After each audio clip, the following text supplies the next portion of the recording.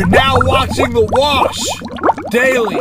Today in news, top Rhode Island Senator Matthew McCaffrey backs a plan started by Gina Raimondo. What they're looking to do is base their cannabis sales on how New Hampshire rolls out their alcohol. New Hampshire has state liquor stores where you go and buy alcohol and there isn't any mom and pop alcohol stores. The state is the only one who's allowed to profit off of the sale of alcohol. What Raimondo's saying is that's the most profitable way to do it, is to not let anybody participate, just the state.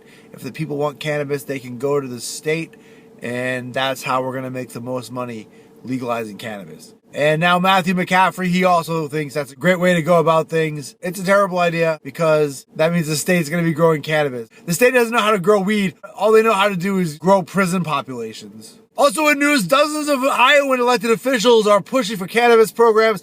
There are about 40 or so Democrats in Iowa that are looking to submit bills to look for cannabis for the coming year. Cannabis is a big deal all over the country, but in Iowa, what they're saying is they have a big problem with the disproportionate incarceration, and the war on drugs has taken a terrible toll on a number of communities in Iowa. The Democratic lawmakers are saying we need to get cannabis legalized so we can really use the money. Also in news, Newsbreak.com put out an article about the winners and the losers in the current cannabis market. The stocks who are doing really well, the stocks who are doing not as well as they had been. Some of the stocks that are doing very well are Forefront Ventures. They're here in Massachusetts. Cannabis stocks are doing very well as cannabis is now an essential item. Illinois just sold $1 billion of cannabis, but across the whole U.S., people are really looking to cannabis for the tax money. Cannabis is going to be a big part of the GDP. One thing's for sure, there's a lot of money going into cannabis, and cannabis is probably going to do well for a lot of people as an investment.